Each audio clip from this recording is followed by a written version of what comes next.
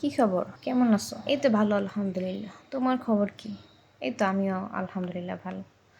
জানো কি হয়েছে? কি হয়েছে? ওই দিন ফেসবুকে দেখলাম মহিলা নাকি পরকিয়া করতো, তাই বলে জামাই নাকি মেরে ফেলছে।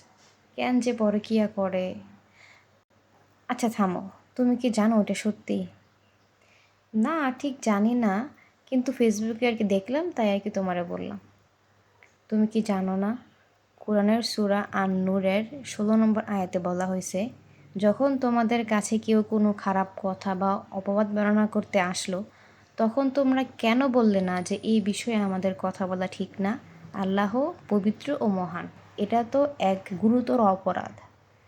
এর মানে হচ্ছে আমাদের এমন কিছু বলা উচিত না যেটা সম্পর্কে আমরা জানি না বা যার সত্যতা নেই, এবং এর প্রত্যক্ষ 4 জন সাক্ষী নেই। কোনো কিছু যাচাই না করে কথা ছড়ানোও কিন্তু কবিরা গুনাহ, মিথ্যা কথার শামিল।